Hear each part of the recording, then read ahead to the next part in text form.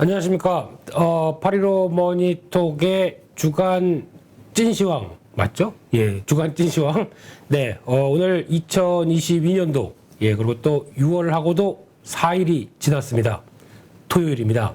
네, 4일, 5일, 6일 합치면 저희도 이제 연휴가 들어가는데, 솔직히 연휴가 아니죠. 예, 연휴보다는 6월 6일 현충일입니다. 예, 우리나라를 이렇게 지켜주신 많은 또 이렇게까지 우리나라를 또 끌어올려 주신 많은 분들에 대한 좀 작은 좀 위로와 그리고 또 많은 생각들을 하게 하는 현충일인데 그래도 휴일입니다. 네, 그래서 이렇게 이어가는 상황 쪽에서 또 6월 달에 상당히 싱그러운 날씨 속에서 기분도 좋아야 될 텐데 이제 미국 시장이 그렇게 만들지 못하고 있는 게 오늘의 또 현실이 아닌가 생각이 되고 있고요.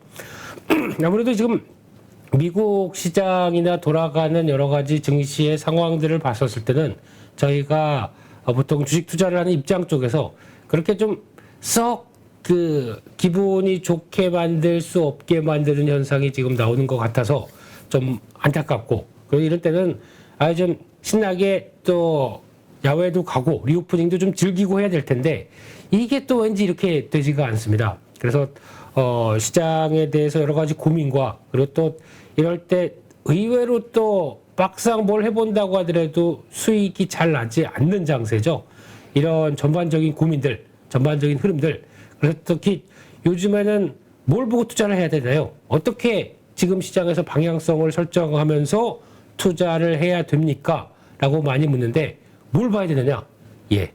8.15 머니톡을 보셔야죠. 네, 여기서 우리 또 차분하고 잘생기고 또 단어가 막상 생각이 안 나네요. 예, 그런 우리 임 대표님과 함께 여러분들에 대한 시장의 고민들, 시장의 방향성들, 또 매일 아침과 많은 연사분들이 나오셔서 또 좋은 얘기를 해주시고 있기 때문에 여기 조금 있었으면 이거 했겠죠? 예, 그만하겠습니다. 네, 그래서 8.15 머니톡은 여러분과 함께 하겠습니다. 라는 얘기를 너무 길게 했습니다. 그래서 요즘 보다 보니까 그런 분들이 많으시더라고요. 지금 시장에서 한 5월달 들면서 나 지금까지 주식 투자 열심히 했는데 정말 지쳤다. 이젠 못하겠다. 그냥 차라리 여기서 내가 이 정도 손해폭 감소하고 나머지는 또 노동소득이나 다른 쪽을 통해서 커버하겠다라고 생각하시면서 오히려 좀 계좌 정리하시는 분들도 좀 늘어납니다. 그래서 주변에서 보고 있으면 좀 안타까운 현실이 발생하는 것 같고요. 그래서 지금 이제 도저히 안 되겠어라고 하고 지치고 또 고민을 많이 하시는 것 같은데 이럴 때일수록 아마 이제 시장이 어떻게 보면은 바닥 국면에서 뭔가 변화가 나오지 않을까라는 생각도 들고 있는데 그런저런 여러 가지 변화도 일단 지금은 여기서 도저히 안 되겠어. 그래도 나는 조금 더 투자 심리를 강화시키기 위해서 뭔가 더 공부하고 연구하고 또 시장에 대해서 대응하겠어라고 생각하시지만 공부한다고 답이 안 나오죠. 예, 근데 공부한다고 하더라도 공부에 대한 방향성. 그러니까 즉 제가 보기엔 그렇습니다. 지금 뭐 오늘 또 미국에서 발표된 여러 가지 지표들 보고 이제 미국 시장에 대해서 연구하고 한국 시장도 여러 가지 데이터들 안고 공부를 한다고 하더라도 이 핵심이 방향이 공부에 대한 방향이 무슨 저희가 알고 있는 뭐 유가나 아니면 지표나 환율이나 이런 거 가지고 너무 그쪽으로 가시는 게 아니라 차라리 산업이나 기업 쪽으로 가셔서 이런 환경에도 내가 돈 벌 수 있는 기업들 아니면 돈 벌 수 있는 산업들에 대한 흐름을 더 체크하는 게 맞지 않나. 그래서 공부를 한다고 하더라도 방향성이 좀 더 중요한 시점이 아닌가 싶기 때문에 이를 좀 더 챙기시게 되면 좀 더 나은 결과가 나올 수 있다고 임 대표님이 얘기하셨습니다. 네, 근데 그런 쪽에서 일단 좀 하나씩 또 체크를 해보면서 말씀을 드린다고 하게 되면요. 일단 미국 시장입니다. 미국 시장을 보면서 오늘 동향을 봤을 때 최근에 들어서 오전 라이브 시황을 할 때도 항상 강조드린 게 그거였죠. 반등은 하는데 거래가 안 따라온다. 이 반등을 한다는 얘기는 시장에 대해서 많이 낙폭을 키웠기 때문에 그에 따라서 변화를 이끌어줘도 그러면 이제 저가에서 뭉텅뭉텅 이게 싸니까 나 주식 살래라고 하는 매수에 대한 분위기가 더 강화시키면서 나오는 분위기라고 하게 되면 매도 물량들이 있으면 매수를 잡아먹고 올라가야 되겠죠. 그만큼 확신에 찬 거래가 좀 더 많아야 되는데 오늘 같은 경우도 그렇고 최근에 반등을 한다고 하더라도 거래가 그러니까 쉽게 말씀드리면 우하향입니다. 어떤 강한 거래량이 좀 나오는 게 딱 하루 정도 5월 말일 정도밖에 없죠. 근데 5월 말일 날 나왔던 거래량은 쉽게 말씀드리면 약간 월말 리밸런싱 나오는 여러 가지 흐름들 제외하고는 그게 크게 나오지 않는다라는 점이 좀 아쉬운 상황들이고요. 나스닥입니다. 네, 나스닥 흐름들이고 그러면 이런 쪽에서 지금 강조드렸듯이 검은색 선이 위쪽으로 꽉 누르고 있고 그럼 거기를 안착해서 돌파를 해야 그러니까 지금 잘못하게 되면 계속 이런 부분인데도 마찬가지였고 시도를 하는 듯 하다가 그냥 밀려버리고 하는 현상들이 나오니까 이번에도 좀 똑같이 이렇게 되면 여기서 정체를 보인다라고 하게 되면 지금 검은색 선을 누르고 있는 상황밖에 안 됩니다. 그러면 이게 강하게 안착해서 돌파하는 모습들이 확인이 돼야 되겠죠. 요거를 좀 기다리고 있는 상황 쪽에서 오늘 같은 경우도 그 전날 강하게 움직였어도 아예 시작부터 약하고 딱 그냥 어떻게 보면은 이게 과열찬 모습들에서 좀 기다려보겠다라고 하는 변화가 좀 큰 거죠.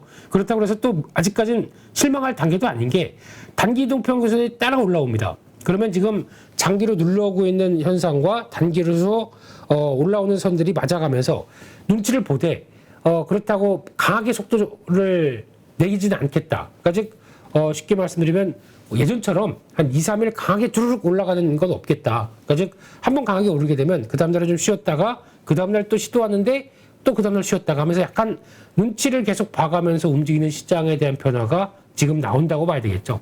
그래서 오늘 또 이것만 보고 아우 주말 사이 미국 시장 빠졌어. 아우 이거 또 어떡하지라고 생각하실 게 아니라 저희는 그나마 월요일에 완충지대가 좀 있어서 월요일날 혹시나 또 이걸 안고 또 견뎌내서 또 약간 미국 시장이 반등한다라고 볼 수도 있는 상황들이거든요. 왜냐하면 지금 단기동 평균선들이 아직 무너지지가 않았기 때문에 이거는 역시나 또 기대를 맨날 기대만 합니까? 네, 기대했다가 또 실망으로 바뀌었다 뭐 이런 상황들인 것 같은데 그래서 결국에는 지금 미국 시장이 추세가 강화되어 있진 않은 채 약간 며칠 오르게 되면 또 기다리고 있다라는 쪽도 바라보고 있고요. 다우지수나 S&P 500 한번 볼까요? S&P 500도 지금 기준으로서 보게 되면은 또 똑같죠. 지금 저항으로 딱 누르고 있는 선에서 올라갈 듯 말 듯. 우리 PD님 표현으로는 들었다 놨다라고 합니다. 들었다 놨다 이러고 있는 상황이라고 하고 있는데 딱 미국 시장이 좀 그러고 있죠. 그래서 지금 아직까지 저항에 대해서 방향성을 고민하고 있는 상황 쪽에서 S&P 500도 마찬가지죠. 지금 거래가 쭉 하고 빠지고 있습니다. 지금 자신이 없다는 얘기죠. 네, 그런 쪽에서 어떤 변화를 가져가는지 이렇게 패턴이 나온다라고 하게 되면 아마 제가 보기에는 한 화요일, 수요일까지 주중반 정도 지나고 나서부터 본격적인 방향성이 나오지 않나. 근데 이거 오래 걸리면 안 좋습니다. 왜냐면 시도하다가 말았다가 그랬다가 시장이 올라갈 힘이 없네. 그러면 또 툭 밀리죠. 그렇기 때문에 아마 방향성은 한 수요일 정도쯤부터는 강화되지 않을까라고 제멋대로 생각하고 있습니다. 네, 그런 쪽에서 미국 시장을 바라보고 있고요. 국내 시장 볼까요? 국내 시장은 딱 봐도 지금 코스피 지수 봐도 저희가 이제 중요하게 말씀 몇 차례 드리고 있는 이 저항선 쪽에서 즉 추세 저항 넘어갔다. 그리고 또 나머지 지금 강한 검은색 선에서 안착했다라고 보는데 안착했으면 보통 그런 게 있어야죠. 이제 안착했으니까 이제 우리 달려 가자라고 하는 게 나와야 되는데 가자 아닌가 가자 아닌가 뭐 이렇게만 지금 며칠째 나오고 있죠. 그래서 지난번에도 보셨듯이 한 1, 2, 3, 4, 5 한 일주일 동안 여기서 머물면서 강하게 못 간다라고 하면 또 밀립니다. 지금 그런 자리거든요. 그럼 지금 1, 2, 3, 4 그러니까 즉 또 다음 주 월화 그러니까 저희는 화요일 날 또 개장이죠. 그러다 보니까 화수 정도쯤에서 왜 제가 수요일 날하고 말씀을 드리는 이유는 한 5일 정도 일주일 내내 그 저항선에서 벗어나서 뭔가 가려고 하는 분위기가 못 나온다라고 하게 되면 지금 기준은 화요일, 그러니까 즉 수요일 이후부터는 또 추세가 약간 무너지거나 아니면 잘 버텼으니까 이제 가자라고 할 수 있는 변곡점의 모습이 다음 주 한 또 주 중반 이후에 나올 수 있다는 게 지금 차트에서 차트가 뭐가 맞겠습니까마는 네, 지금 그런 변화로 지금 대응이 나오고 있다라는 쪽에서 보고 있다는 게 지금의 현실이 아닌가 싶습니다. 그리고 또 지금 흐름을 보게 되면 저항선을 넘어섰기 때문에 우와 가볍게 움직이는 종목들의 동향들이 그렇게 또 세게 강하게 나오는 것도 아니거든요. 그래서 이런 부분들도 지금의 하나의 한계가 될 수 있다라는 쪽도 한번 잠깐 점검을 해봤습니다. 그래서 지금 흐름으로 봤을 때 지금 몇 가지 또 정리를 하면서 어떤 내용들을 확인해 보게 되면 일단 이제 미국 증시 바닥을 다졌느냐, 예, 다지긴 다졌죠. 다졌는데 다진 다음에 뭔가 강한 변화가 나오기는 아직은 좀 어렵다라는 쪽인데 그 중에 하나가 또 오늘 발표된 고용지표 생각보다 잘 나왔습니다. 고용지표가 잘 나와서 일반적인 경우라고 하게 되면 시장의 심리가 강한 시장이라고 하게 되면 고용지표가 잘 나왔기 때문에 그 다음부터는 경제에 대한 자신감으로 쭉 움직인 변화가 나와야 되는데 또 어떻게 해석하냐면은 지금 오히려 고용지표가 잘 나왔기 때문에 연준이 좀 어떤 금리를 올리는 긴축을 강화시키지 않을까라고 해석하고 있는 게 지금의 또 하나의 약간 비꼬는 국면들이죠. 이렇게 나오고 있고요. 그래서 고용지표 같은 경우도 예상했던 뭐 32만 8천 건보다 뭐 39만 9천 건 뭐 이런 식으로 잘 나왔다는 얘기는 그래도 내용들을 해석했을 때는 완전히 부정적이지는 않겠지만 시장 분위기 자체가 그렇게 가지 않았다는 것들. 그리고 또 가장 또 눈길이 가는 게 지금 나오고 있는 시간당 임금이죠. 미국의 지금 시간당 임금은 깜짝 놀랐습니다. 30달러. 예, 거의 이 정도 금액이면은 참 많이 뭐라고 그래야 될까요? 미국 시장에서 임금도 참 비싸구나라는 부분들이 꾸준히 이제 확인이 됐던 부분이죠. 그래서 거의 31.9달러 뭐 이렇게 정도까지 본 것 같은데 그렇게 되면은 또 미국 시장에서 지금까지 얘기됐던 임금에 대한 인플레이션 이 부분이 물론 이제 최근에 약간 떨어지고는 있다고는 합니다만 절대적인 수치상으로는 여전히 그 꾸준한 상승세를 보였다는 점에서 고용지표에 대한 전반적인 해석들은 약간 긍정적인 측면들은 많지만 인플레이션 압력에 대해서는 여전히 연준이 이를 그대로 좌시하지는 않을 수 있겠다라는 쪽으로 변화가 나오고 있고요. 근데 또 하나 지금 어제 또 나왔던 얘기 중에는 앨런 머스크 쪽의 테슬라 또한 10% 빠졌죠. 참 이분 보게 되면 뭐 보통 해고를 하는데 전 직원들한테 이메일 보내면서까지 해고를 해야 되겠습니까? 그게 무슨 누가 좋아할 일이라고 어떤 회사를 기분 들었다 이쪽도 들었다 놨다 해요. 예, 이렇게 하기에는 또 CEO가 참 역할을 이렇게 하는구나.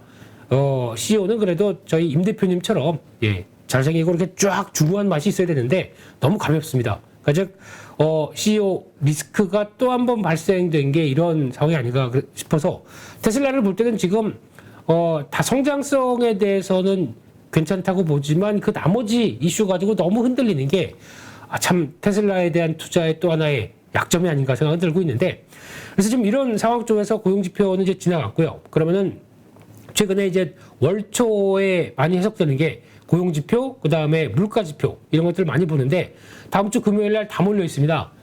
중국과 미국의 물가지표들 다 있다 보니까 이런 소비자 물가지표가 또 5월 달에 이어서 4, 5, 6 계속 높은 수준인지 물론 약간 정점을 찍고 나왔다는 분위기는 있지만은 물가지표 쉽게 안 잡힐 것 같습니다. 이런 쪽에서 여전히 나오는 세부 항목들보다도 그리고 지금 만약에 약간 좀 정점을 찍고 내려오는 모습들을 보인다고 하더라도 그래봐야 0.1, 0.2 이런 거 가지고 시장이 민감하게 작용하겠지만 기조상으로는 이게 여름을 지나서 아마 지금 가장 핵심은 겨울 같아요. 이 겨울로 가면서 하반기로 갔었을 때 지금 나오는 물가지표 대표적으로 그때는 에너지에 대한 여러 가지 얘기가 나올 수밖에 없는데 지금 수준을 그대로 지금 수준보다 낮아지겠느냐 좀 생각하기가 좀 어렵습니다. 그리고 좀 많이 두렵습니다. 이 물가 관련된 에너지 쪽은 지금 약간 대란이 나오고 있는 상황이기 때문에 이런 변화들은 좀 체크를 해야 될 것 같고요. 그러면 또 다음은 또 6월 중반 때 나오는 그러니까 물가지표 나오고 FOMC 나오고 6월 14일, 15일이죠. 이렇게 되면 6월 중반 또 후딱 지나갑니다.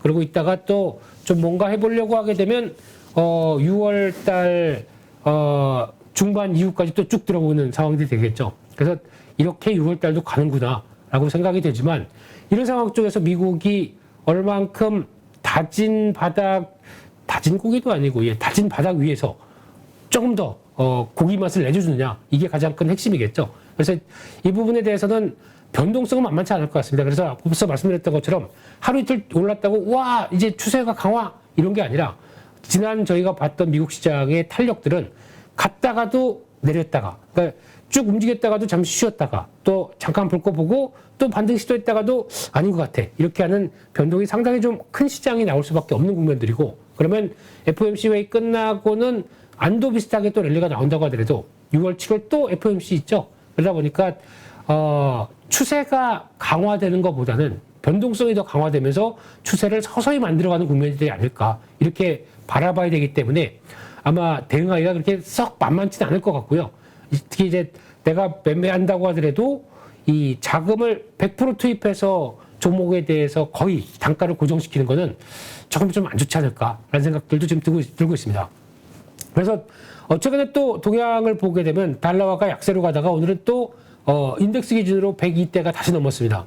달러화 쪽이 또 강세로 간다는 얘기는 연준이 또 강하게 고삐를 줄 거야 라고 하다 보니까 달러가 직전 고점 때 한 인덱스 기준으로 104대는 무거워지다고 하더라도 101대는 또 강한 또 유지가 나오고 있죠. 그래서 여기서 왔다 갔다 하다 보니까 국내 원달러 환율도 요즘 보면은 10원 단위로 움직입니다. 정신이 하나도 없네요. 네, 환율도 시장이 투자 심리가 왔다 갔다 하고 있다라는 쪽이고, 국채금리도 최근에 약세를 보이다가 다시 또 강세로, 그러니까 3%대에서 위아래로 지금 시도하는 국면들이 나오고 있다고 봐야 되겠죠. 이쪽도 만만치 않습니다. 그리고 또 하나 경기 민감 관련된 원자재들, 이쪽도 눈여겨보셔야 할 것 같은데, 대표적으로 구리입니다. 이번 올해 들어서 또 강하게 움직이다가 중국 봉쇄 때문에 쭉 밀렸다가 지금은 구리나 이런 경기와 관련된 원자재들을 보는 시각들이 이제 중국이 리오프닝 되면서 원자재 수요가 늘어나지 않을까라고 바라보는 국면도 있겠지만, 지금 잘못하게 되면 금리 이렇게 강하게 올려서 침체가 나오는 게 아니야? 라고 이어질 수도 있겠죠. 이런 부분들 쪽에서 여러 가지 부담들이 같이 나오고 있다는 쪽에서 구리도 가격 보게 되면 쭉 밀렸다가 올라오는데 약간 또 주식과 비슷하게 뭐 치고받고 하고 있더라고요. 아직 혼란의 영역 쪽에서 좀 나오고 있는 쪽이다라고 하는데, 그런데 여기서 좀 강조를 드려야 될 거는 앞서 잠깐 에너지 얘기를 좀 드렸었죠. 유가입니다. 핵심적인 유가, 가스 이쪽인데 이게 쉽게 이번에 WTI 기준으로 보게 되면 120달러대가 넘었습니다. 제가 이번 주 오전 라이브 시황하면서도 유가가 쉽게 빠질까요? 라고 하는 의문을 드렸더니 임 대표님은 쓱 웃으셨죠. 네, 무슨 의미인지 모르겠습니다. 네, 유가 장사하시는 혹시 사우디 왕자님? 네, 좀 피부색은 닮으셨다. 그만하겠습니다. 예, 근데 이런 쪽으로 봤었을 때 유가나 에너지 쪽은 쉽게 안 밀리고 계속 우상향으로 갈 것 같다가 제 개인적인 시각입니다.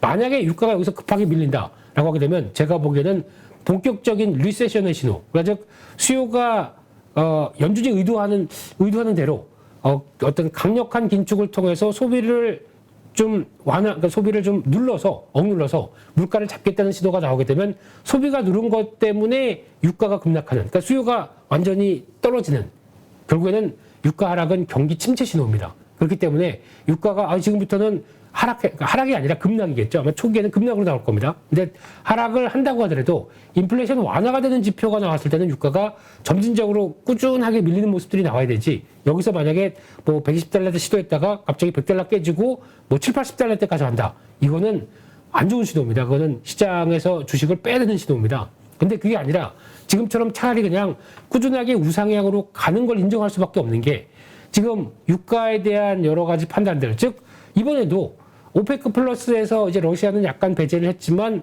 오페크에서 증산을 한다고 했을 때도 64만 달러? 이 정도, 달러가 아니죠. 64만 배럴 증산을 한다고 했을 때도 왜 유가가 올랐죠? 증산을 해도 유가는 올라갑니다. 왜 그러냐는 얘기는, 지금 시장에서는 아무리 유럽이 리파워라고 그래서 이제 러시아 손절 나머지를 해서 신재생 에너지 찾고 다른 쪽에서 원유나 가스를 다 이어가겠다라는 입장으로 보인다고 하더라도 어떤 자원 대국이었던 러시아를 손절할 만한 걸 커버해 줄 수 있는 나라가, 그런 산유국들이 없어요. 이번에 오페크가 다 합쳐서 우리 그래도 인심스 넷이 자 이만큼 증산하겠어 라고 한다고 하는데, 지금 러시아가 일평균 생산했던 원유량을 보게 되면 1,000만 배럴에 육박합니다. 한때 아주 못했었을 때가 제가 알기로는 7,800만 배럴, 1,000만 배럴에 64만 배럴. 이거 뭐 장난합니까? 네, 그렇기 때문에 유가가 전혀 신경을 안 쓰던 거죠. 아니 지금 러시아를 대체할 만한 뭐 어떤 그러면 강력하게 보통 많이 베네수엘라 얘기하죠. 베네수엘라도 한참 잘 나갔을 때 많이 해봤어야 300만 배럴에서 거기서 왔다 갔다 했었습니다. 근데 지금은 10년 동안 미국의 견제하에 어떤 생산을 못하다가 지금 이제 밸브 잠갔던 거 이제 열려고 합니다. 열려고 했더니 그동안 콸콸콸 나왔던 게 쫄쫄쫄 나오고 있습니다. 지금 30만 배럴 이게 30만 배럴이 최고라고 얘기를 하고 있더라고요. 그러면은 이거 베네수엘라 가서 예전에 300만 배럴 정도까지 할 수 있을 정도로 투자해야 됩니다. 투자하고 유가 그 정도로 끌어올릴 때까지 도와주고 해야 되는 역할을 해야 되는데 그러면 우리 베네수엘라로 가겠습니다. 그러면 미국에서 어떻게 얘기하죠? 가는 건 좋은데 잠깐 이 업종이 무슨 업종이었더라? 이산화탄소 배출 업종이네. 이걸 우리가 승인해 줄 것 같아. 이런 쪽으로 나오고 있죠. 그러니까 거기가 들어갈 수도 없고 마찬가지로 지금 미국에서도 최근에 이산화탄소 관련된 쪽에서 많이 쓰는 대표적인 업종이 쉐일 오일이나 또 이 어떤 에너지 쪽이라고 생각을 하고 허가를 얘기를 하는데 허가가 그렇게 쉽게 아직까지 잘 안 나옵니다. 그러니까 보통 저희가 얘기하는 리그수라고 하거든요. RIG. 좀 있어 보이죠? 네. 리그수라고 하는, 그러니까 즉, 리그라는 회사, 그러니까 리그라고 하는 회사가 채굴을 통해서, 그러니까 원유를 끌어올리게 할 수 있는 채굴 기술을 얘기하는 건데, 보통 이 정도 유가가 급하게 올라가게 되면, 리그수가 이렇게 쭉 하고 올라가게 됩니다. 올라오는 속도가 아주 완만하게 올라옵니다. 그러니까 그만큼 투자를 하고 싶어도 아직 눈치를 보는 게, 우리는 정책이 탈이산화탄소 정책이다 보니까 쉽게 이루기로 투자가 안 되고 있는 상황들이죠. 그러면 지금 당장은 좋습니다. 신재생 에너지 지구를 위해서 뭐 태양광 풍력 쪽으로 나가는 게 가장 좋겠죠. 그게 또 이상적이고요. 그쪽으로 막 움직입니다. 그런데 지금 당장 필요한 에너지는 원유하고 가스 쪽 같은 쪽입니다. 왜냐하면 이쪽이 지금 당장 쉽게 말씀드리면 지금 산업에서 가장 필요한 대표적인 뭐 플라스틱을 만들건 아니면 또 화물 운송을 했던 아직까지 거의 다 디젤류가 많죠. 물론 이 앞으로 전기차로 나간다고 하더라도 지금 당장은 앞으로 뭐 1, 2년은 그러면 그동안에 전기차로 바뀌고 신재생 에너지로 바뀔 때까지 그러면 차 운행 안 할 겁니까? 거기다가 또 어떤 뭐 플라스틱도 마찬가지로 산업에 기반이 되는 이런 납사부터 나오는 이런 밸류체인들 그냥 둘 겁니까? 여전히 지금 필요해요. 근데 이쪽을 투자를 안 하고 있습니다. 그러면 당연히 신재생만 바라보는 입장 쪽에서 이쪽은 투자해줘야 되는데 하고 가격이 올라오는 이게 어떻게 보면 인플레이션의 시작이었거든요. 제가 시발이라고 할 뻔했습니다. 요거 아닙니다. 시작점. 네, 시작점이 이렇게 됐던 거죠. 거기다가 오히려 지금 우크라이나 전쟁이 또 터지는 바람에 더 가속화되는 모습들이고 게다가 또 러시아를 제재하느라고 거기다가 더 가속화되는 모습들이고 어떻게 보면 핵심이 신재생을 키울 게 아니라 이쪽도 적절하게 투자를 해가면서 보조를 맞춰줘야 되는데 한쪽으로만 쏠림이 나오다 보니까 나오는 이 현상 이거를 시장에서 인정을 안 해주고 있습니다. 해줘야 유가를 잡을 수 있거든요. 근데 계속 이거는 놔두고 아니야 넌 CO2 이산화탄소 우리는 그냥 신재생 이렇게 되면은 만약에 신재생을 그러면 쫙 깔았습니다. 원하는 것처럼 우리 목표처럼 태양광 풍력 이거 예전에 2019년도 대비해서 2배, 5배 이런 쪽으로 쫙 설치했습니다. 뿌듯하죠. 저 언덕에서 보면서 우리는 이제 에너지 독립국 그러고 있는데 만약 그날 독립국 딱 얘기를 하고 나서 그 다음 날부터 태풍이 옵니다. 태양광 가동이 안 되죠. 그러면 뭐 이런 상황에서 뭐 풍력 돌아가는 것 때문에 좋아할까요? 태풍이 심하면 이것도 영향을 적정 바람의 이상으로 넘어가게 되면 또 전력도 그 정도로 통제가 안 됩니다. 그렇게 되면은 마찬가지로 기후에 따라서 바뀔 수밖에 없어요. 그래서 저희가 보통 평균으로 태양광 풍력 이 정도까지 나올 거라고 하는 평균적인 전력량이 기후에 따라서 왔다 갔다 한다. 그러면은 생각보다 이번 기후가 그렇게 썩 좋지 않아서 전력량이 그만큼 못 따네. 그러면 그때는 또 유가나 가스 폭등할 수밖에 없어요. 당장은 또 이쪽으로 발전을 해야 되는데 그러면 또 저희가 많이 얘기하는 원자력이겠죠. 그러면 우리 원자력이 또 도와줄 거야 라고 하는데 원자력 지금 설치한다고 하더라도 빠른 SMR이 이제 시작한다라고 하더라도 5년 걸립니다. 지금 설치해서 뭐 3년, 5년 이렇게 들어갈 텐데 이것도 그러면 그 사이에 신재생 에너지도 지금 한다고 하더라도 3년, 5년 뭐 이렇게 설치가 쭉 이어가는데 당장은 이쪽이거든요. 그 원유 이쪽인데 이쪽도 만약에 그러면 늦었다. 지금 아무래도 원유 채굴 더 많이 하고 가스도 다시 탐사하고 해. 이거는 단기라고 에너지에 관련된 계획은 단기라고 봐도 최소 3년, 5년입니다. 앞으로 그럼 3년 동안 어떻게 삽니까?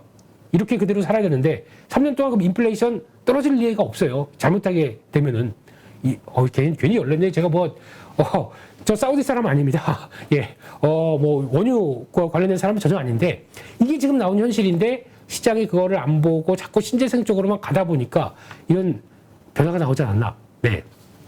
네, 그래서 결론적으로는 에너지 가격 안정을 위해서 좀 여러 가지 대응이 필요하다는 쪽으로 보게 되면 지금은 일단은 화석 원료에 대한 여러 가지 투자나 이쪽을 좀 놔줘야 됩니다. 이게 어떻게 보면은 수요와 공급의 논리고요.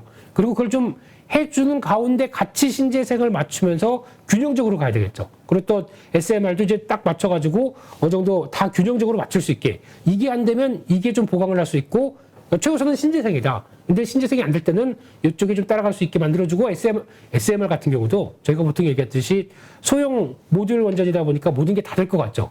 아닙니다. 건설 비용이 적고 상대적으로 처리가 쉽고 설치하는데 용이하고 한다고 하더라도 이거 비용이 비싸고요. 거기다가 처리 비용, 원전 폐기 비용은 더 많이 듭니다. 이런 상황 쪽에서 안전성은 아직 그렇게 확실하게 또 얘기를 못하고 있는 상황 쪽에서 기존의 원전 발전소보다 모듈화된 쪽이 완전히 안전성에서 그렇게 크게 좋다라고 또 얘기는 못하는 상황 쪽에서 또 다 좋은 것만 어디 있겠습니까? 그러다 보니까 또 이쪽도 좀 고민이죠. 그렇게 되면은 지금 모든 게 에너지 정책은 하나 쪽으로 올인했을 때 한쪽에서 분명히 터지게 되어 있습니다. 이게 지금 나오고 있는 상황이거든요. 이거를 좀 고르게 가는 게 맞지 않나 싶어서 결국에는 제 개인적으로는 정유주, 가스주 이거는 하나씩 가져가셔야 됩니다. 지금 포트에 하나씩 두시고 정유 마음에 안 들면 가스 쪽이라도 가스 쪽이라고 한다고 하더라도 그런 거 있죠. GSE, 대성 이런 거 말고요. 이런 단순하게 그냥 유통하는 회사 말고 한국의 가스 쪽을 자원도 개발하면서 끌고 갈 수 있는 회사 몇 개 없습니다. 한국가스공사. 삼천리는 좀 많이 올랐습니다. 그렇기 때문에 그냥 예전에 말씀드렸지만 지금은 판단의 영역이고요. 그 밖에 SK가스 이런 정도쯤. 그래서 이런 어느 정도 규모의 경제를 통해서 갈 수 있는 회사들 이쪽이 가장 좋고요. 정유주 쪽은 다 아시죠. 최근에 SK이노베이션 상당히 좋게 봤는데 또 그냥 또 정고점 때 비슷하게 들어오고 있고 S오일 또 들어오고 있는 GS 또 HD 현대 이런 정유 관련된 쪽 이쪽도 챙겨봐야 되는 게 맞는 시점이라고 생각됩니다. 그리고 하다가 종목 쪽까지 갔죠? 예, 그 정도까지. 예, 그래서 이런 쪽도 너무 에너지 화석 연료에 대해서 무시하지 말자. 이거 지금 이렇게 뒀다간 또 저희가 큰 코 다친다. 차라리 불안하면은 그쪽에서 적절하게 대응을 하는 섹터도 관심을 갖자. 이게 첫 번째 전략이고요. 네. 찐 전략. 네. 그리고 한국 쪽으로 보게 되면은 한국도 이제 소비자 물가 지수 5%대 진입합니다. 저는 더 걱정인 게 우리나라는 에너지를 모두 다 수입할 수밖에 없습니다. 그래서 지금 현재 몇 개월째 적자가 커진다고 그래서 무역 수지가 적자가 커진다고 그래서 좀 고민인데 만약에 여기서 한국의 수출이 정체되고 또 수출은 다른 국가들 경기와 또 민감하게 반응을 하죠.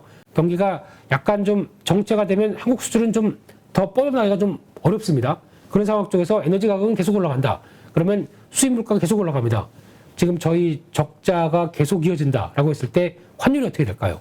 이것도 좀 부담이 될 수 있는 영역들이죠. 그러면 여기서 그동안 수출의 동력으로 먹고 살았는데 이게 약간 좀 동력이 꺼지고 여전히 에너지 가격은 올라가고 한국은 에너지를 수입할 수밖에 없는 또 중간재를 만드는 국가이기 때문에 상당한 타격이 나올 수도 있거든요. 이런 부분들도 염두를 하면서 에너지 가격들의 동향들 계속 체크하는 게 맞겠다라고 봐야 될 것 같고요. 그래서 이게 눈길로는 계속 물론 매크로 관련된 것들 다 보는 거는 좀 어렵지만 제가 보기에는 딱 유가 하나 그리고 또 그와 함께 물가지수의 수준들 이거는 꼭 체크하고 가셔야 됩니다. 이게 한국 경제 구조에 아직까지 1970년도 이후부터 탈피하지 못한 대표적인 이런 상황들이군요. 거기다가 에너지를 좀 독립하기 위해서 원전을 그렇게 그나마 어느 정도 좀 올려놓긴 했는데 지난 5년 동안 탈원전한다면서 전혀 손을 놓고 있었던 상황이기 때문에 지금 에너지가 좀 어떤 약간 비상 쪽으로 나가고 있는 국면들인데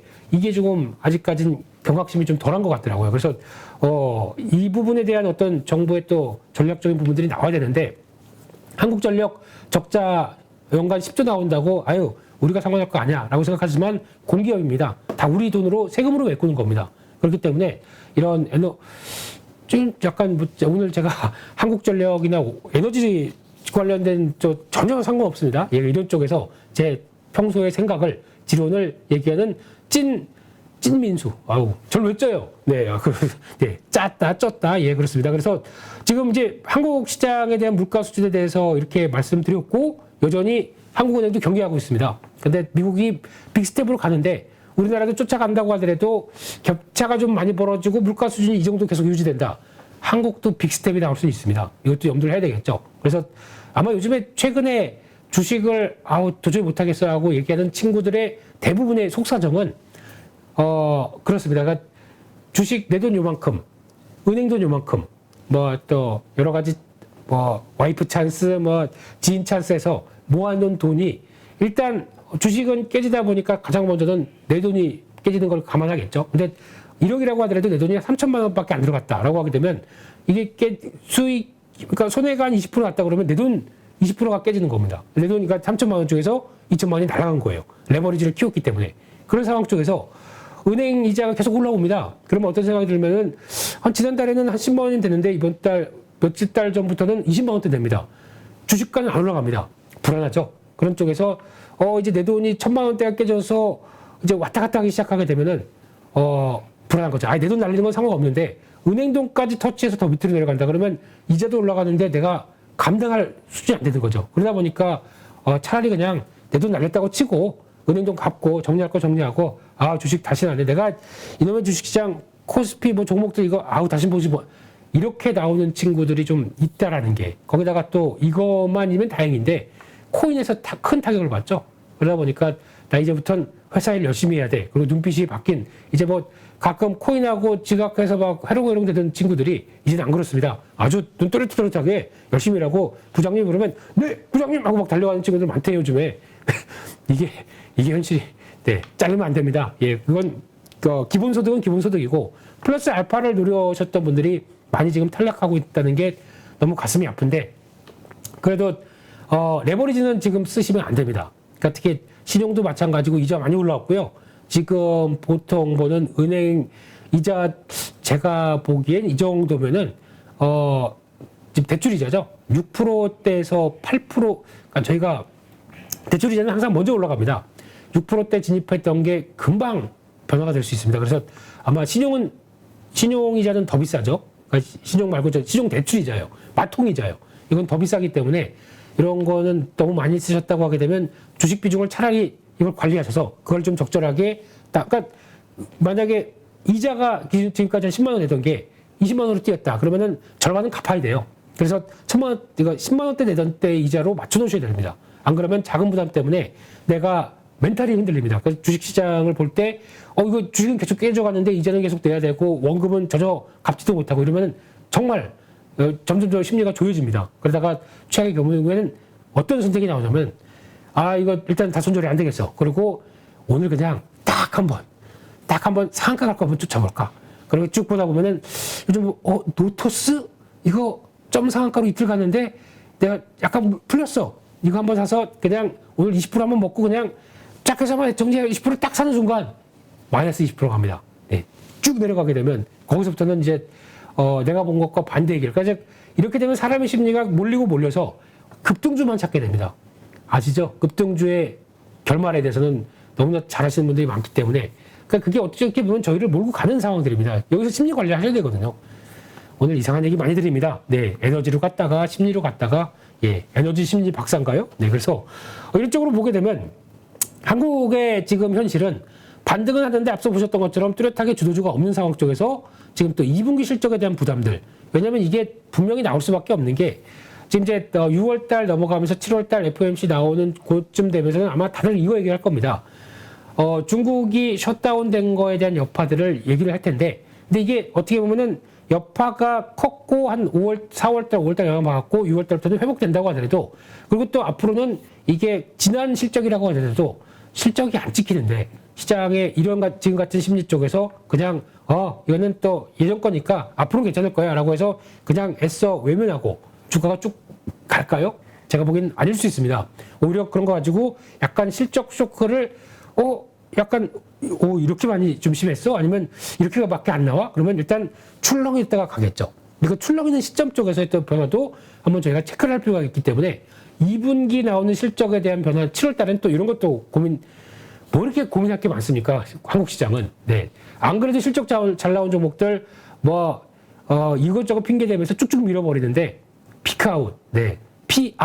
피납니다, 지금. 네. 이런 상황 쪽에서 실적에 대한 어떤 헤드업들도 지금 확실하지 않은 상황 쪽에서 또 여러 가지 부담도 나올 수 있겠죠. 그래서 아마 2분기 실적 관련해서 중국 포지션이 좀 있고 중국 노출도가 좀 컸던 대형주 같은 경우도 만약에 대형주가 그런 쪽에서 잘 버티나라고 하는 테스트가 한 이제 삼성전자부터 7월 초쯤에 여러 가지 얘기가 나올 겁니다. 특히 LG전자도 조금 조심하셔야죠. LG전자는 그러니까 LG전자 말씀드리면서 가전의 심리가 코로나19 때 그렇게 많이 샀다가 물가가 올라오는데 가전 뭘 또 바꿔. 지금 혹시나 약간 좀 전자레인지 예를 들어 보면 삐끗삐끗합니다. 이것도 지난번에 바꿨어야 되는데 가전 보려고 하다 보니까 가격이 벌써 올라갔고 원자재 올라가다니까 올라갔고 그리고 또 수요는 지금 다른 것들이 다 올라다 보니까 이쪽에 가전을 바꿔 한 2년 더 써. 그냥 꿀럭꿀럭거려도 2년 더 써. 이렇게 나오는 거죠. 가전 타격 받았을 겁니다. 지금은 현재 전장이나 나머지 쪽은 성장 동력이라고 하더라도 성과 안 나오는데 가전이 타격을 받는다라고 하게 되면 그럴 수밖에 없겠죠. 근데 이런 회사들이 그나마 버텨줬다라고 하게 되면 환율 효과입니다. 그나마 환율 효과를 가지고 얼만큼 커버를 해줬느냐 이게 중요한데 그러면 P의 문제죠. Q의 문제가 만약에 여러 가지 중국 봉쇄를 통해서 나왔다라고 하게 되면 생각보다 또 출렁이면 나올 수 있습니다. 이건 감안하면서 여러 가지 전략들 또 IT, 가전, 스마트폰 이쪽도 마찬가지고 이런 전략 쪽에선 민감하게 볼 수 있었던 수요와 관련된 부분들은 체크하셔야 되겠죠. 그래서 차라리 살짝 줄였다가 2분기 실적 때 다시 그때를 살까? 이것도 좋은 전략일 수 있습니다. 이거는 감안하시는 게 좋을 것 같고요. 그래서 앞서 잠깐 에너지 얘기하다가 또 혼자 막 열렸던 이쪽 인플레이션 관련된 수혜 쪽의 에너지 쪽 이쪽은 잘 보자라는 쪽에서 정유 가스 강관, 피팅 밸브, 또 B2B 성격. 그러니까 B2B 성격이란 건 그겁니다. 내가 가격이 인플레이션이 이만큼 올라서 생산해가지고 제품 가격도 올랐겠죠. 이거를 소비자한테 그대로 판다. 소비자들이 이렇게 올랐어요. 안 사. 이러면은 가격은 올랐는데 그러니까 P는 올랐는데 Q는 확 떨어지는 이런 구조가 나오면 아까 LG전자 얘기도 잠깐 드렸죠. 이렇게 되면은 좀 타격을 받습니다. 그러면 실적이 별로 아직 안 좋겠죠. 근데 B2B는 쉽게 얘기하면 이 회사한테 납품을 하는데 인플레이션이 오른 만큼 가격을 올렸습니다. 그래서 회사가 회사에 납품을 합니다. 그러니까 우리가 의리긴 하지만 갑 선생님 이번에 이렇게 올라서 어쩔 수 없이 가격을 올렸습니다. 좀 받아주세요. 그러면 한 10% 올랐네. 10%는 좀 그렇고 7% 정도만이라도 올려서 좀 받아줄게 라고 하게 되면 그 외에라도 받는 데 대해서 또 원가 구조를 또 바꾸겠죠. 그래서 그래도 가격 전이 능력이 있습니다. 이렇게 나올 때 그때 나오는 B2B 성격의 업체 대표적으로 음식료 쪽 B2B 라면을 만들 때 라면에 들어가는 스프를 만든다. 라면에 들어가는 다른 그 안에 들어가는 용기? 이런 걸 만든다라고 했을 때는 라면 이 용기 업체들이 최종적으로 소비자한테 가는 게 아니지 않습니까? 중간에 라면 회사에 넣고 이게 소비자로 가다 보면 이런 B2B 업체들 음식료 관련된 이쪽은 훨씬 더 자유롭습니다. 그래서 이번에 스프 관련된 회사 또 약간 식자재 유통하는 회사 이런 쪽은 다 실적이 괜찮았었죠. 1분기 때. 이게 그대로 나온다라고 하게 되면 이런 것들이 아마 투자 아이디어가 될 수 있겠다는 쪽에서 인플레이션 수익 관련된 쪽에 이런 섹터들은 아마 제가 보기에는 한두 종목씩은 갖고 계셔야 그나마 다른 종목들이 흔들릴 때 좀 커버가 될 수 있지 않겠느냐. 이 부분은 꼭 생각을 하시면서 저희 8.15 모니터에서는 많이 강조드렸을 겁니다. 요런 섹터들에 대한 종목들 많이 강조드렸기 때문에 한번 좀 더 보시면서 혹시나 궁금하다. 궁금하면은 500, 언제 때 산가요? 이런 것들 또 공부하시면 나올까? 이렇게 차라리 공부를 한다는 게 이런 섹터에 대한 공부가 이런 쪽에서 유리하게 했으면 왜 정유주가 지금 대표적으로 볼까요? 왜 정유주가 지금 그 정도까지 가격까지 올라가서 왜 안 빠지고 있을까? 그러니까 대표적으로 보겠습니다. 그러면 S-오일 한번 볼게요. 저희가 보통 얘기하는 S-오일의 주가 여유가 있습니다. 꾸준히 눌림목 받고. 근데 보통 이제 추세를 만들 때 보게 되면 이제 한 단계 좀 올랐습니다. 그러면은 올랐을 때 전 그 중요한 마디들이 있죠. 지지를 받고 돌아가는 마디들. 거기에 왜 안 빠지는지 한번 고민하셔야 됩니다. 그래서 쭉 가다가도 이번 같은 경우도 올랐다가 좀 밀리죠. 밀리는데 박스권 하단부를 안 깹니다. 웬만해서 안 깹니다. 그러면 직감적으로 아셔야 되겠죠. 아, 이게 쉽게 밀리려고 하지 않겠구나. 이런 때가 반대로 안 밀리겠구나는 매수할 때입니다. 이런 때에서 대응하시게 되는 게 맞다고 봐야 될 것 같고요. 지금 또 주봉상으로도 꾸준히 확장세를 나가면서 조금 있으면 정고점대 돌파 시도 또 기다려볼까요? 월봉상으로 13만 원대 이거 꾸준하게 들어올 가능성이 없겠죠. 왜냐하면은 SOE를 바라볼 때 저희가 많이 얘기하는 실적 구조를 한번 보겠습니다. 저희가 정유사 실적 아유 뭐 저건 유가 빠지면 그대로지 뭐라고 생각하실지도 모르겠는데 한번 볼까요? 지금 저희가 생각하는 지금 SOE의 실적이 이 정도입니다. 매출이 9조가 넘었고요. 1분기입니다. 영업이익이 1조 3천억이 났습니다. 1조 3천억은 작년 1분기 때 6천억대 대비해서 한 2배가 넘어가는 숫자죠. 그리고 1조 3천억은 작년에 그래도 괜찮았다고 하는 2조 1천억이 작년에 영업이익입니다. 거의 이쪽의 절반 이상을 작년에 영업이익의 절반 이상을 한 분기에 내버렸습니다. 그러면 올해 지금 2분기가 8천억 나온다고요? 지금 정제 마진 가지고 또 1조대 나올 것 같습니다. 그러면 상반기에만 작년에 한 해 수익이 영업이익이 나옵니다. 이 정도의 강한 수익 구조가 나오기 시작하죠. 지금 얘기로는 아마 정유주를 바라보면서 이런 1분기가 제일 셌고 2분기, 3분기 가면서 피크아웃 될 거야. 이놈의 지겨운 피크아웃. 이것 때문에 유가와 함께 바라보는 정유주에 대해서도 그냥 뭐 약간 그냥 그렇지 않나 싶었는데 주가는 계속 가요. 안 빠진다는 얘기죠. 그렇게 되면 지금 이걸 계산으로 해봤을 때 만약에 그냥 보수적으로 봐서 지금 이 정도로 만약에 올해 순이익이 제가 보기엔 이거보다 훨씬 더 나올 겁니다만 1조 3천억 나온다. 지금 시총이 얼마죠? 13조. 그러니까 지금 10배 정도 되니까 이 정도에서 마무리 정도라고 보고 있는데 앞으로 실적이 그러니까 올해 같은 경우는 2조 3천억 나올 거. 그러니까 지금 보수적으로 봐서 2조 3천억 나올 것 같은데 지금 시총이 13조라고 하게 되면 앞으로 적어도 10조는 더 올라야 비슷한 밸류가 맞춰지겠죠. 10조 더 오르려고 하게 되면 지금부터 주가는 약 한 70% 올라야 됩니다. 그렇게 될까요? 모르겠습니다. 예. 그런 쪽의 밸류가 작용하고 있다라고 봐야 될 것 같고요. 그러다 보니까 정유 쪽은 그래서 저도 요즘 관심 있게 보고 있는데 잘 안 빠집니다. 주가가 이렇게 올라갔으니까 제가 이렇게 열내고 얘기를 드리고 있겠죠. 예. 근데 중요한 거는 지금은 1차 저항 쪽에서 막 계속 시도를 하고 있는데 아마 안착한다 그러면 이게 확장으로 나가기 시작합니다. 그러면 이런 빨간 선이 위쪽으로 확장 쪽으로 나갔을 때 거기서 계속 시도하는 쪽으로 나올 거고 또 하나 좀 특이한 게 SK 이노베이션 같은 경우는 지금 보게 되면 이것도 고민을 많이 했거든요. 이걸 강력하게 매수콜로 저는 개인적으로 부르짖을까. 왜냐하면 SK 이노베이션이 쉽게 말씀드리면 SK 온 물적 분할 때문에 많이 저평가를 받고 있었던 종목입니다. 그래서 이게 정유사인데도 정유 쪽에 대해서는 아예 그건 모르겠고 SK 온 어떡할래 너네 이러고 있다 보니까 계속 그거 가지고 전전긍긍했는데 그 사이에 나온 SK 이노베이션의 실적은 진짜 너무 저평가받기 충분했었죠. 올해 그냥 이것도 보수적인 겁니다. 4조 2천억 나온대요. 4조 2천억 예전에 나온 숫자가 제가 알기로는 2014년 15년 때 그때 좀 잠깐 있었나 싶긴 한데 4조대가 나오고 영업이익 2조 6천억 나옵니다. 지금 시총이 얼마인가요? 20조에서 왔다 갔다 하는데 앞으로도 20-30%는 더 올라갈 수 있는 여력. 근데 지금 자꾸 시장에서 또 뭐 피크아웃 논리 때문에 마찬가지로 분기 실적 가지고 좀 위축되는 게 아니냐 이런데 제가 보기엔 똑같습니다. 지금 1분기 때보다 2분기가 더 유가가 보면 아시지 않습니까? 유가를 통한 정제 마진을 본다고 하더라도 아마 이 정유사에서 가장 크게 두 가지 이익 구조를 보게 되면 재고평가이익. 그러니까 즉 유가가 예전에 쭉 오르다 보니까 예전에 갖고 있던 게 이만큼 올라서 회계상의 이익이 있을 거고 실질적인 이익은 두 번째가 정제 마진입니다. 그러니까 즉 이걸 정제를 통해서 나오는 마진 이걸 가지고 이익을 만드는데 그게 지금 한 20달러 정제 마진 20달러 때 갔다가 17달러 때 계속 이러고 있다 보니까 상당히 좋은 거죠. 이런 쪽으로 봤을 때는 여전히 긍정적일 수 있겠다는 쪽에서 이쪽은 체크하자라는 쪽에 말씀을 드리면서 결국은 그겁니다. 네, 너무 말이 길었네요. 네, 혼자 그냥 열냈다가 미리다가 예. 그래서 지금 시장은 코스피 2670선 이후의 방향성들 계속 고민할 것 같고요. 근데 미국 시장에 따라 달렸겠죠. 그래서 아직까지는 모자란 부분들과 이 종목 장세 쪽으로 계속 좀 신경을 써야 될 부분이기.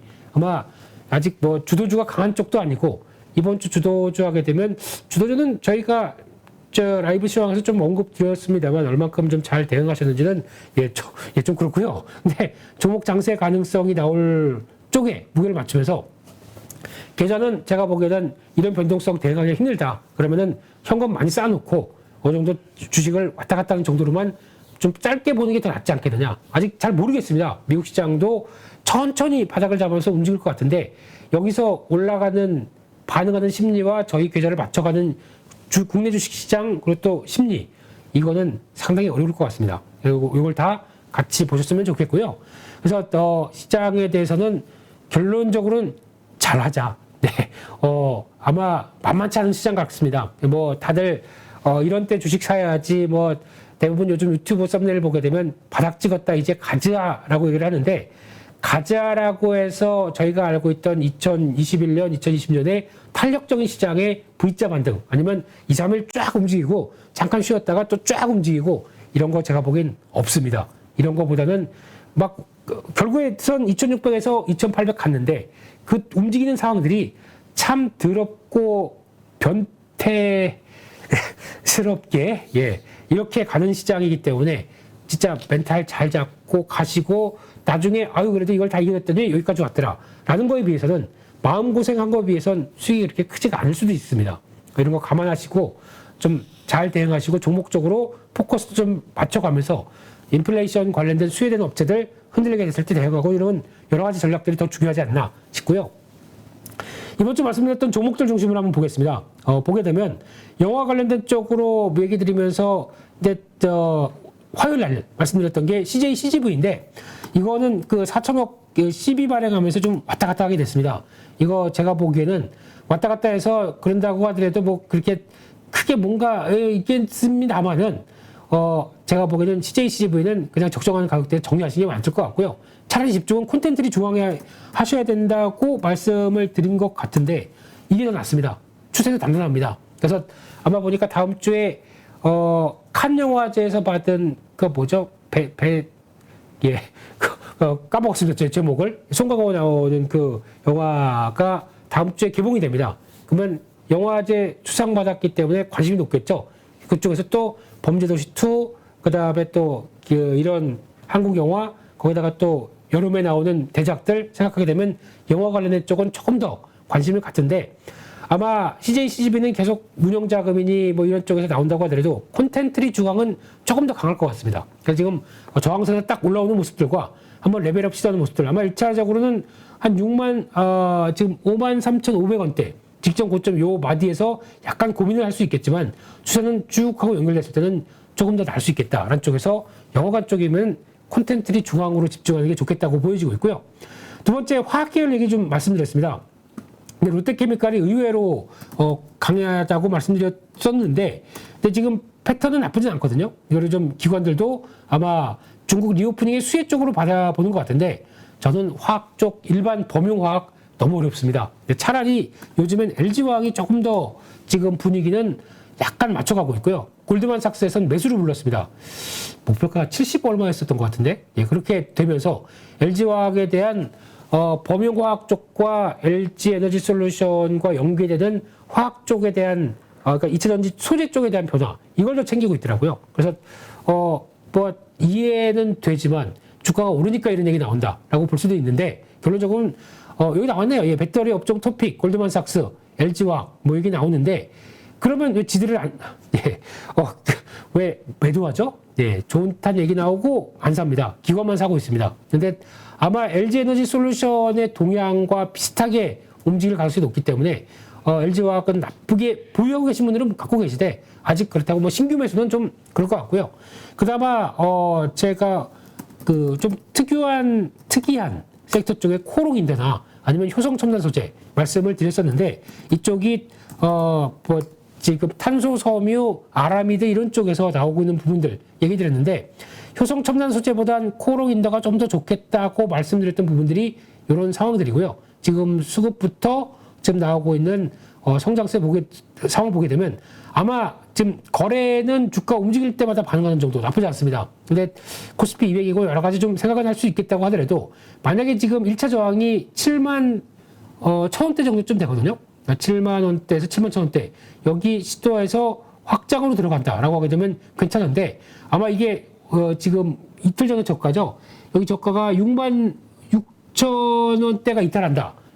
약간 또 위험 관리가 필요하겠죠. 그러니까 지금 어차피 지금 종목들이 너무 제가 짧게 얘기한다고 말씀하시는 것도 있는데 왜냐하면 지금 말리지 않기 위해서 차라리 짧게 대응하고 짧게 챙기고 이게 더 그리고 좀 불안할 때는 현금 갖고 있고 이게 더 낫습니다. 그래서 지금은 이런 쪽의 패턴들도 단기 이동 평균선에 대한 흐름들이 이탈된다 그러면 바로 액션 아니면은 확장되는 거 좀 기다리고 하는 전략들이 더 좋습니다. 그래서 그렇게 보셨으면 좋겠고요.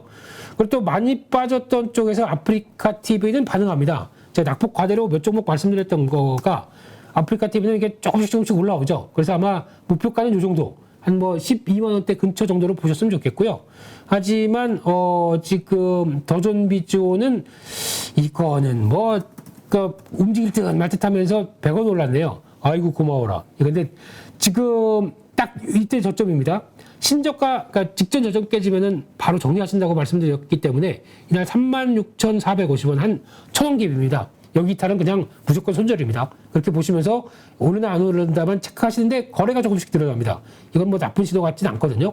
그래서 물론 뭐 개인 중심의 매수세다 뭐라고 말은 많겠지만 그래도 수급보다는 거래 증가하는 요인 쪽에서는 아마 한 번 더 탄력 보이지 않나. 근데 혹시나 이렇게 많이 컸던 한 4만 원대 이상으로 넘어가게 되면 뭐 그냥 알아서 정리하는, 그러니까 저항 쪽에서는 그냥 정리하는 쪽으로 단기 낙폭만 노리겠다라는 쪽으로 보셨으면 좋겠고요. 하나 더 말씀드렸던 게 NHN 한국사이버결제죠. 네, 이쪽도 많이 밀렸는데, 그러니까 이런 회사들이 적자가 나거나 아니면 좀 회사가 문제 있다라고 하게 되면 모르겠는데 그냥 그동안에 밸류가 비쌌기 때문에 하락하는 정도였었죠. 그러면 그걸 돌리는 정도.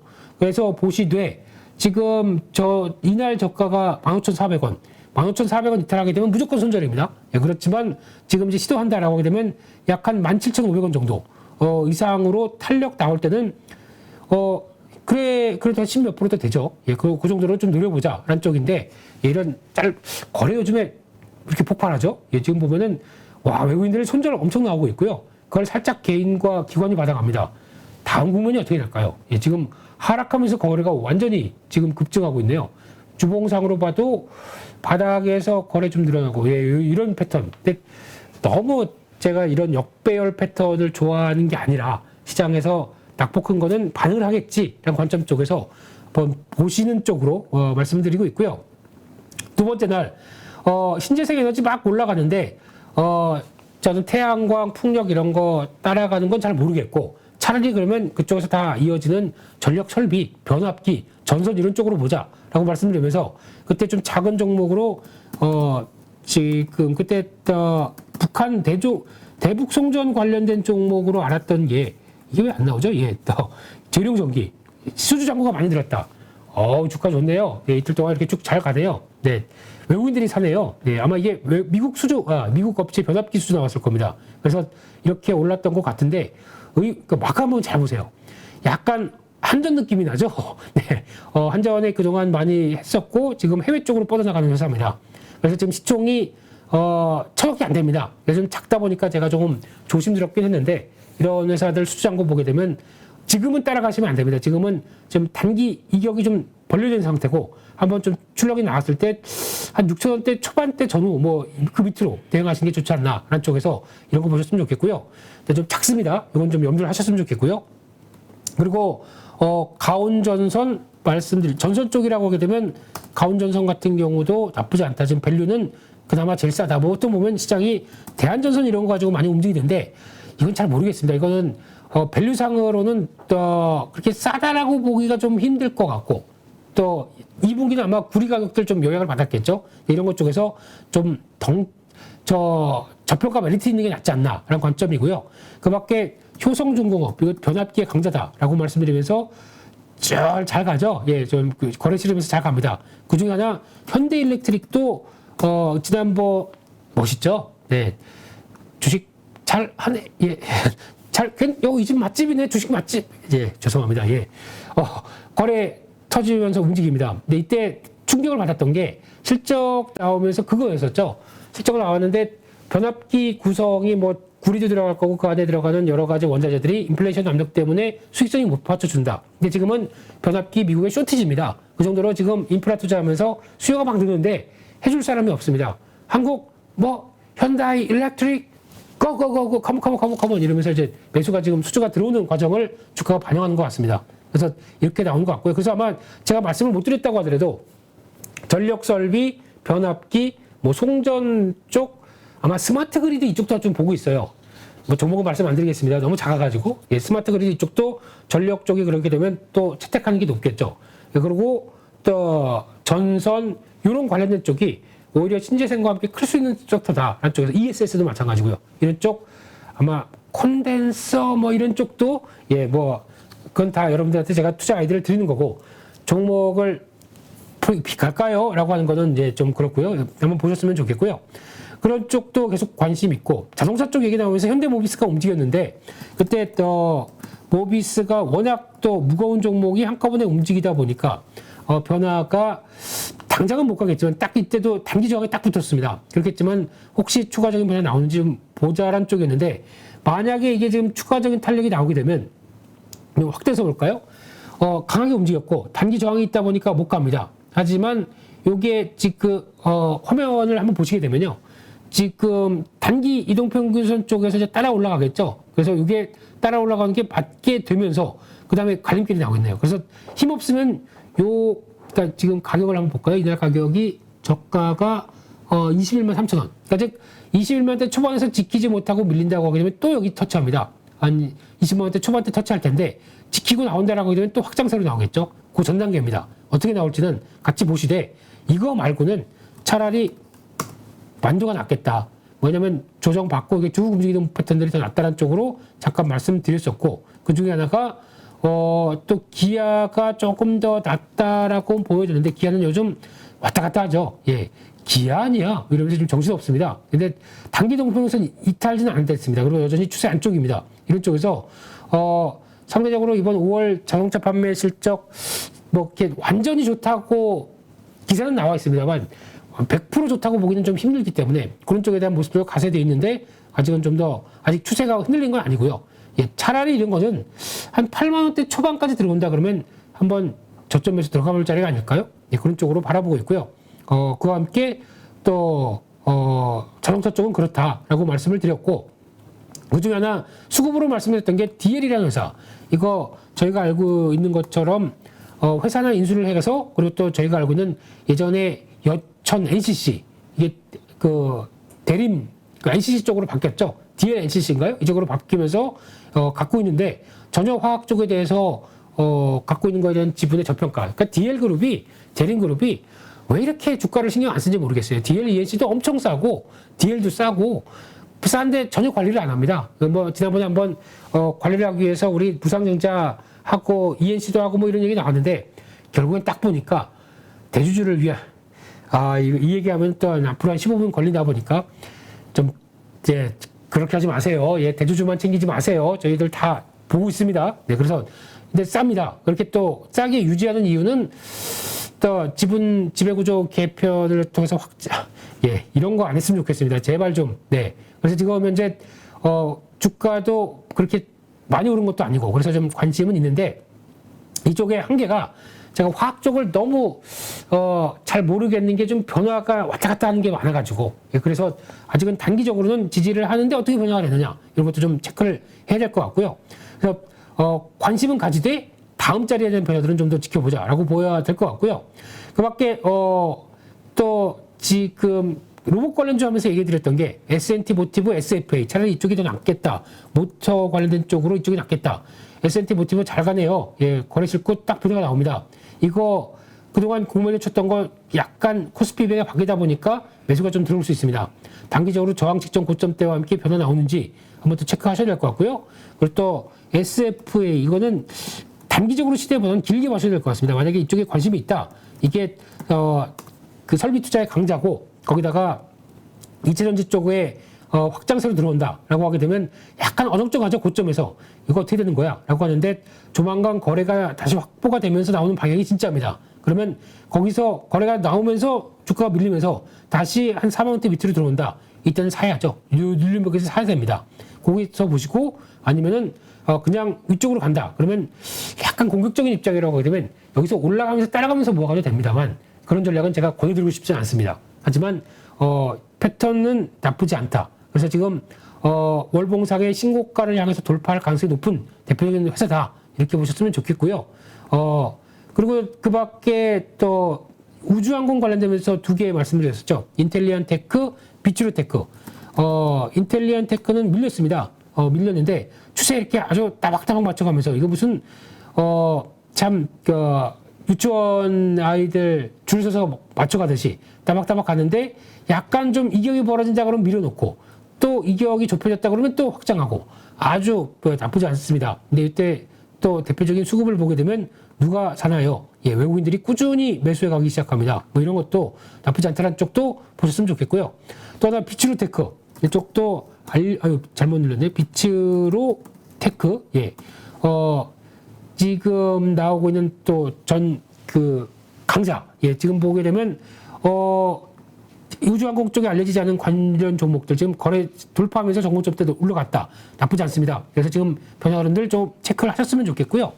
마지막으로 또 GS는 지금 기존의 열병합 발전 관련된 S&P의 여러 가지 때문에 좀 저평가했다. 근데 마찬가지로 정유주에 대해서 관심이 높아질 때다. 그러면 GS 칼텍스만 믿고 가자라고 보기에는 나쁘지 않다는 쪽으로 쭉 하고 지난번 각도보다는 좀 약합니다.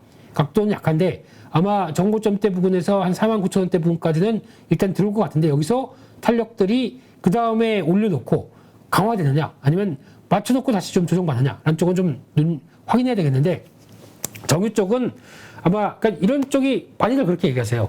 매크로와 관련된 지표들에 있는 거는 뭐 유가가 흔들린다거나 유가가 강한다거나 하는 거에 따라서 너무 부침이 심하기 때문에 난 매매 못하겠다. 마찬가지죠. 화학도 그렇고 사이클 타는 흐름도 마찬가지인데 그런데 여기서 그 어떤 지표를 보면서 움직인다라고 하게 되면 그러면 그걸 따라가되 만약에 그게 흔들렸을 때 나는 이렇게 대응하겠다라고 하는 전략들이 좀 있으셔야겠죠. 그게 있는 가운데 그래도 중장기적으로 이쪽이 꾸준히 가겠다라고 하게 되면 거기 맞춰서 종목들의 움직임도 왔다 갔다 하셔야 되겠죠. 그게 하나의 또 내가 바라보는 지표고 공부해야 될 산업 섹터고 또 종목이고 이게 아닐까요? 그렇게 되면 매크로에 대한 부담도 있겠지만 그를 통해서 찾아가는 나의 종목 공부 이렇게 되면은 아마 6월달 초도 공부를 하면서 시장이 어려운 거를 잘 공부 지겹습니다. 공부 됐고요. 그냥 저희 8.15 모니터에서 오전 라이브 시황에서 종목 쫙 말씀드릴 테니까 그거 가지고 시원하게 매수가 얼마, 목표가 얼마, 손절가 해서 그 다음날 주가 하면 와 같이 박수 치고 뭐 이런 거 안 합니다. 8.15 리딩방 아닙니다. 8.15 머니톡 스터디 룸. 네. 그렇기 때문에 같이 투자 아이디어 찾고 공부하고 그러면서 얘기 나오는 것들도 그리고 오늘 이번 주에 말씀드렸던 종목들도 약간 시장에 안 맞는 종목들이 아니죠. 아까 쭉 보셔서 아시겠지만 시장 스타일에 약간 다 맞아가는 종목들입니다. 그리고 그런 거 찾는데 능한 분이 우리 임 대표님이 소개시켜준 레몬 리서치 그 대표님 잘하시더라고요. 주식 잘하더라고요. 예. 그런 정도니까 그런 거 보시면서 그래도 많이 참고하시고 투자 아이디어 찾아가시고 특히 중요한 거는 의심하라 뭐 이런 것처럼 이거 다 합쳐서 내가 공부해야 되겠죠. 그리고 얘기를 많이 나오는데 저 종목이 뭘까? 그리고 직접 내가 아까 보신 것처럼 종목들 쭉 찾아보고 재무제표 보시고 그리고 또 공부하시는 이런 전략들이 훨씬 더 나를 살찌우고 나중에 그러면 또 변화가 나왔다가 유가가 또 갔었을 때 또 여러 가지 전략들 나도 찾아볼 수가 있겠죠. 예전에 했을 때 예전에 8.15인가 뭔가 거기서 봤었는데 좀 얼굴 땡그랗고 막 이상한 소리 삑삑하는 그 사람이 정유주 이렇게 갔었을 때 이런 게 좋다더라. 그때 해서 나 재미 보는 기억이 있어. 그럼 그거 가지고 이번 유가 상승기에도 또 해야겠지. 그나저나 그 인간은 잘 사나 모르겠어. 뭐 이렇게 생각하실 정도만 돼도 저희는 제가 할 역할은 충분히 했다고 생각이 들고 있습니다. 그래서 오늘 좀 오버했습니다. 여러 가지 보니까 지금 1시간 5분 5분 더 썼네요. 원래는 한 40분, 50분 정도에서 하려고 하는데 워낙 또 이렇게 하게 되면 이게 탈입니다. 예, 그래서 주말 때 연휴가 들어갈 때 혹시나 여러 가지 고민해 보시라고 좀 강하게 또 인플레이션의 지금 현상, 에너지 얘기를 좀 더 드렸는데 이 부분에 대해서 한번 좀 심사숙고해 보시고 그리고 또 항상 그리고 또 제가 이런 얘기 드리는 게 항상 뭐 그 유가가 이렇게 올라가니까 그렇게 얘기 드리죠. 뭐 그렇다고 생각하셨으면 좋겠지만 저희는 항상 그런 현상이 나왔을 때 투자 아이디어를 짜가는 게 그리고 그거에 맞춰가는 게 저희 투자자의 입장이라고 생각합니다. 물론 모아가는 종목들이 절반은 다른 거고 저평가인 종목들 가고 지금 물려 있고 뭐 나중에 괜찮을 거라고 하더라도 나머지는 시장에 맞춰가는 종목들로 가셔야 됩니다. 그게 돼야 훨씬 더 시장에서 벗어나지 않고 시장과 함께 동행할 수 있는 그리고 또 거기서 조금이나마 나를 더 챙겨갈 수 있는 계좌가 되는데 여기를 놓친다 한번 하다가 놓쳤다라고 아니면 뭐 무슨 출장 갔다 왔더니 시장 흐름 놓쳤다라고 한다고 하더라도 그러면 리스트 해야 됩니다. 어느 정도 리스트하고 다시 하셔야 됩니다. 이게 가장 중요한 상황이기 때문에 이거를 보시면서 많이 또 찾고 대응하고 뜯고 맛보고 즐기는 저희 815 모니톡 찐시황 오전 라이브 또 뭐 있죠? 네.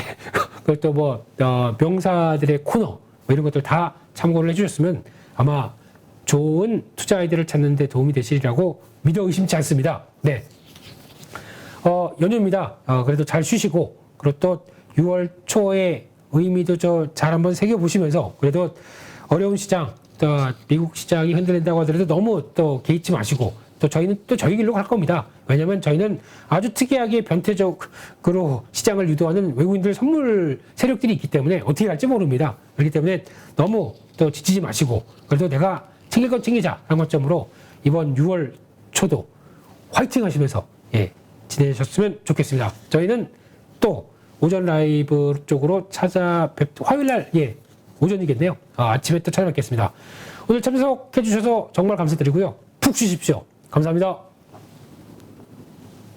약 4억을 투자해서 한 1억 정도 수익이 나고 주식 선물로 해서 한 1억 정도 수익이 난 계좌입니다. 그래서 저 20년 노하우를 벤치마킹 하는 것이 고수익 가는 길이라 저는 생각하고 있습니다. 네, 이번에 815 캠퍼스에서 정말 특별한 교육 프로그램을 준비했습니다. 많은 분들이 고민하시죠. 어디에서 사야 되는지 그리고 얼마에 팔아야 되는지 이것을 몰라서 참 많은 돈을 잃는 경우들이 있습니다. 그리고 좋다고 생각해서 샀는데 결국 그 자리가 물리는 경우도 있고요. 그래서 우리 영상에서도 여러 번 소개해드렸던 공매도의 고수시죠. 물론 공매도뿐만이 아니라 일반 매수와 관련된 투자자로서도 상당한 수익을 얻고 계시는 분인데요. 그래서 이번에 김용옥 저자님과 함께 우리 많은 개인 투자자들이 실력을 높이고 어떤 시장 환경에서도 돈을 벌 수 있는 전천후 투자자가 될 수 있는 그러한 기회를 준비했습니다. 안녕하세요, 대표님. 네, 안녕하세요. 잠깐 말씀드렸지만 시장이 상승을 하든 그 다음에 하락을 하든 어느 쪽으로든 돈을 벌 수 있는 기술, 기법이라는 거. 네, 이거가 상당히 우리 개인 투자자들에게는 매력적인 포인트가 아닐까 생각이 돼서 이번에 정말 삼고초려해서 모셨는데요. 최근에 성적이 어떠신지 여쭤봐도 될까요?